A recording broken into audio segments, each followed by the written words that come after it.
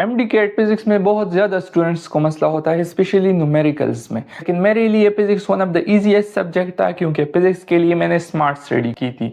तो इस वीडियो में मैं आपको बताऊंगा कि आपने फिजिक्स के लिए कैसे सेल्फ स्टडी करनी है, आपने न्यूमेरिकल्स को कैसे सॉल्व करने हैं, और इसी तरह मैं अपने नोट्स दिखाकर आपको बताऊंगा कि आपने फिजिक्स के लिए कैसे नोट्स बनाने हैं। तो इंशाल्लाह ये वीडियो एंड तक देखें, आपको बहुत कुछ सीखने को मिलेगा। आप अगर सेल्फ स्टडी कर रहे हो या फिर यूट्यूब पर लेक्चर ले रहे हो और या फिर एकेडमी से क्लासेस ले रहे हो और उसके बाद आकर आप अपनी स्टडी करते हो फिजिक्स के लिए, तो आपने वो कैसी करनी है। सबसे पहले अगर आपको किसी टॉपिक की समझ नहीं आती तो आपने लेक्चर लेना है, चाहे आप एकेडमी से आए हो और फिर भी समझ नहीं आई, आपने यूट्यूब से लेक्चर लेना है, बहुत अच्छे सोर्स। इसके बाद आपने क्या करने हैं, नोट्स बनाने हैं। नोट्स बनाने के बाद मैं अब आपको बताऊंगा कि आपने कैसे नोट्स बनाने हैं।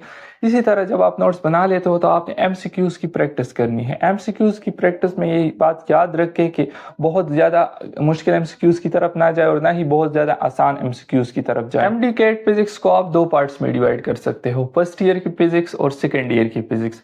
फर्स्ट ईयर की फिजिक्स में ज़्यादातर जो टॉपिक्स है वो मैकेनिक्स के रिलेटेड है, इसी तरह थर्मोडायनेमिक्स के रिलेटेड टॉपिक्स है और ऑसिलेशन एंड वेव्स टॉपिक्स है। और इसी तरह इस बार जो सिलेबस में ऐड हुआ है चैप्टर वो है फ्लूइड डायनेमिक्स। तो ये चैप्टर्स थोड़े से मुश्किल है कंपैरेटिवली सेकेंड ईयर के चैप्टर से। तो आपने क्या करना है, फर्स्ट ईयर की फिजिक्स को थोड़ा सा ज़्यादा टाइम देना है सेकेंड ईयर की फिजिक्स के। जबकि सेकेंड ईयर की फिजिक्स आसान है, उसमें जो टॉपिक्स है वो करंट इलेक्ट्रिसिटी के रिलेटेड है, इस तरह इलेक्ट्रोमैग्नेटिज्म के रिलेटेड टॉपिक्स है, मॉडर्न फिजिक्स के रिलेटेड टॉपिक्स है और न्यूक्लियर फिजिक्स के। तो थोड़ा सा कम टाइम अगर उसको दे तो वो आपको कवर हो जाएगा। लेकिन आपने मैकेनिक्स को और इसी तरह फर्स्ट ईयर के ज़्यादातर जो टॉपिक्स है उनको ज़्यादा टाइम देना है सेकेंड ईयर की फिजिक्स से।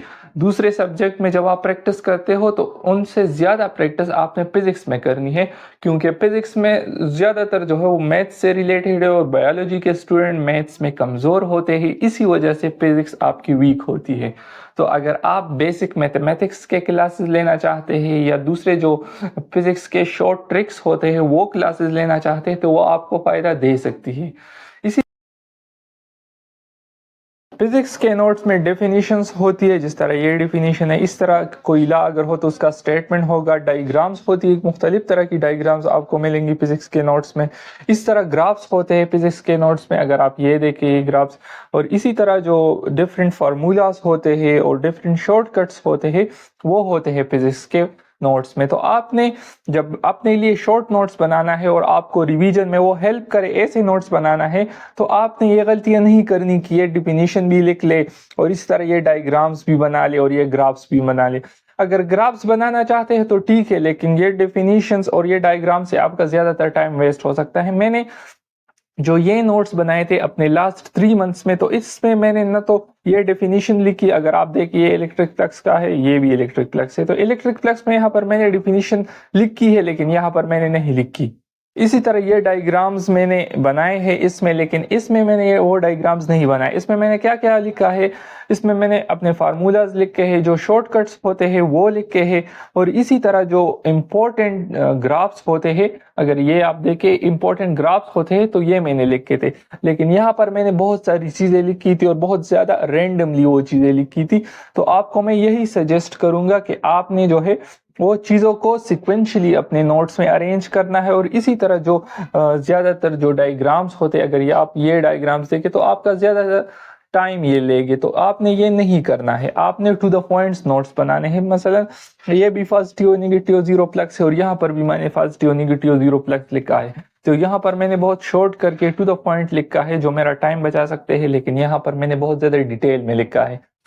अगर आप ऐसा लिखना चाहते हैं तो आप कर सकते हैं, लेकिन रिकमेंडेशन है आपको कि आप ऐसा ना करें, आप अपने लिए शॉर्ट नोट्स बनाइए, आपको फ़ायदा दे सकती है। ये तकरीबन इलेक्ट्रोस्टैटिक का चैप्टर है, इतने ज़्यादा बड़े बड़े पेजेस है और इसमें तकरीबन 30 पेजेस तक ये चला गया है। लेकिन यहाँ पर मैंने 20 पेजेस में, इन छोटे पेजेस में 20 पेजेस में मैंने इलेक्ट्रोस्टैटिक का चैप्टर जो सारा है वो कवर किया है। तो आपने भी इस तरह नोट्स बनाने हैं जो आपको रिवीजन में हेल्प करे।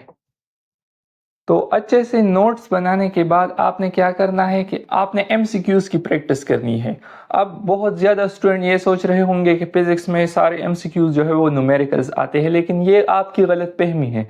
फिजिक्स में 70% MCQ जो होते हैं वो मॉडरेट लेवल के होते हैं, जबकि 15% इजी 15% हार्ड होंगे। तो आपने ये नहीं सोचना कि फिजिक्स में सारे MCQ जो है वो न्यूमेरिकल्स होंगे या सारे MCQs ही बहुत ज़्यादा मुश्किल होंगे। MCQs का थोड़ा सा पोर्शन, बहुत कम पोर्शन, 15% पोर्शन न्यूमेरिकल बेस्ड होगा या फिर वो हार्ड होगा, आपके लिए थोड़ा सा ज़्यादा कंसेप्ट उसमें इस्तेमाल होगा। लेकिन बाकी जो MCQs है वो बहुत ज़्यादा मॉडरेट और इजी लेवल के आते हैं। मसलन आपको कोई लॉ का या किसी लॉ का स्टेटमेंट दिया होगा और आपको बताना होगा ये किस लॉ का स्टेटमेंट है, तो अगर आपने थोड़ी सी भी कोई टॉपिक पढ़ा है तो आपको वो 100% याद होगा कि आपने इस लॉ को पढ़ा है और ये इस लॉ का स्टेटमेंट है। मसलन आपको कोई फार्मूला दिया होगा, मसलन न्यूटन सेकंड लॉ का फार्मूला है F=ma, इसका दूसरा जो फॉर्म है मोमेंटम की शक्ल में, वो आपको दिया होगा और आपको बताना होगा कि न्यूटन का कौन सा लॉ है या ये किसके रिलेटेड है। तो इस तरह फार्मूलाज के रिलेटेड या लॉ के स्टेटमेंट के रिलेटेड क्वेश्चन होते हैं जो बहुत ही इजी होते हैं। थोड़े से मुश्किल MCQs जो होते हैं वो न्यूमेरिकल टाइप MCQs होते हैं। न्यूमेरिकल टाइप MCQs में क्या होता है, उसमें भी फिर कैटेगरी आती है, बहुत ज़्यादा आसान न्यूमेरिकल्स भी होते हैं उसमें और बहुत ज़्यादा तो नहीं, लेकिन मॉडरेट लेवल के मुश्किल MCQs भी उनमें होते हैं। तो आपने मॉडरेट लेवल के MCQs को सॉल्व करते वक्त क्या करना है कि आपने पहले आइडेंटिफाई करना है किस टॉपिक के रिलेटेड है, फिर टॉपिक के जितने भी फार्मूला से आपको वो माइंड में आने चाहिए। इस तरह जब वो माइंड में आपके आएंगे तो आपको पता चल जाएगा कि इस क्वेश्चन पर कौन सा फार्मूला इस्तेमाल होता है या इस फार्मूले के कौन सा फॉर्म इस क्वेश्चन पर इस्तेमाल होता है। तो इस तरह आपने आइडेंटिफाई करना होगा कि ये क्वेश्चन मैंने कैसे सॉल्व करना है। लेकिन अगेन मैं कहूँगा कि बहुत ही कम पोर्शन न्यूमेरिकल्स का होता है और थ्योरी बेस्ड MCQs उसमें ज़्यादा होते हैं फिजिक्स में। तो आपने कंसेप्चुअल MCQs पर भी फोकस करना है, ना कि सिर्फ आपने न्यूमेरिकल्स की तरफ जाना है। इसी तरह नोट्स बनाने के बाद और बुक रीड करने के बाद, लेक्चर लेने के बाद आपने रिवीजन करना होता है फिजिक्स के लिए। तो फिजिक्स के लिए रिवीजन आपने कैसे करनी है, आपने जो बुक पढ़ा है उसके जो इंपॉर्टेंट पॉइंट्स हैं वो आपने हाईलाइट किए हैं, बहुत अच्छा है। इसी तरह आपने जो नोट्स बनाए हैं उसकी आपने रिवीजन करनी है। आपने एक्टिव रिकॉल करना है, बुक को बंद करना है और अपने माइंड में सोचना है कि मैंने क्या क्या पढ़ा, कौन कौन से फार्मूलाज मैंने पढ़े। इसी तरह आपने जो फार्मूलाज पढ़े होते हैं या जो ग्राफ्स पढ़े होते हैं किसी टॉपिक में, आपने उनको किसी रफ पेज पर बनाकर लिखना होता है ताकि वो आपसे भूले ना। फार्मूलाज को भी लिख कर याद करें और इसी तरह ग्राफ्स को ड्रा कर खुद समझे कि इस ग्राफ में क्या है, इस ग्राफ का स्लोप हमें क्या बताता है, इस ग्राफ का एरिया हमें क्या बताता है। तो ये सारी चीज़ें आपने करनी होती है रिवीजन में।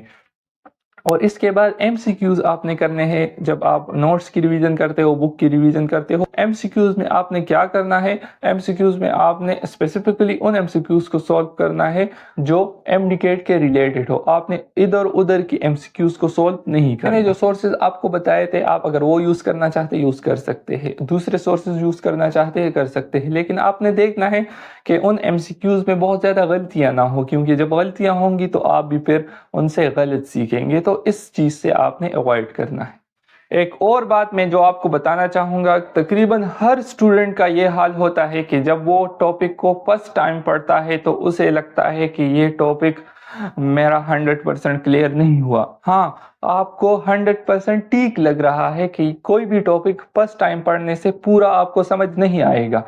तकरीबन 60-70% कोई टॉपिक आपको समझ में आ गया, इसका मतलब है आपने फर्स्ट टाइम टॉपिक को सही से पढ़ा है। बाद जो 80-90-100% कोई टॉपिक आपको समझ में आएगा वो आपको रिवीजन में आएगा। तो कभी भी ये कोशिश ना करें कि जब भी पहली मर्तबा आप कोई टॉपिक पढ़े आपको वो 100% में समझ आए।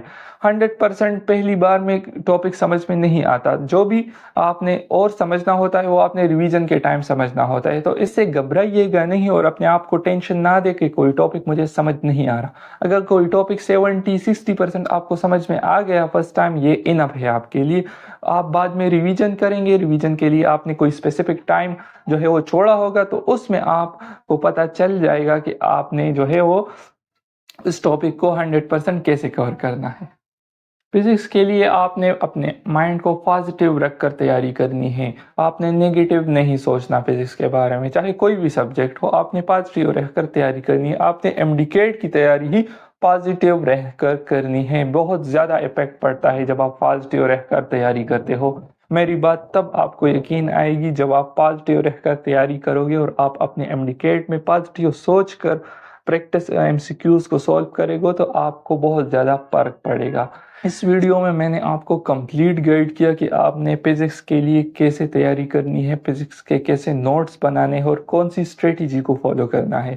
میری بات یاد رکھیں، جتنا آپ سمارٹ اسٹڈی کریں گے آپ کا ٹائم بھی زیادہ بچے گا اور آپ کی تیاری بھی اچھی ہوگی۔ تو ہمیشہ فزکس کے لیے یا جو بھی کوئی سبجیکٹ ہو آپ نے سمارٹ اسٹڈی کرنی ہے اور آپ نے ایسی سورسز سے اپنے آپ کو بچانا ہے جو آپ کا ٹائم ویسٹ کرتے ہو، یا آپ کو ایسے ٹیچرز جو میں کہوں کہ وہ آپ کو MD CAT کے لیول کی اسٹڈی نہیں کراتے تو آپ نے ان سے بھی بچنا ہوتا ہے۔ اینڈ میں یہی کہوں گا کہ اگر آپ کا کوئی بھی کویسچن ہو تو آپ میرے انسٹا پر میسج کر سکتے ہیں، کوئی بھی سجیشن ہو آپ کمنٹ میں دے سکتے ہیں۔ نیکسٹ ویڈیو میں ملتے ہیں، تب تک کے لیے اللہ حافظ۔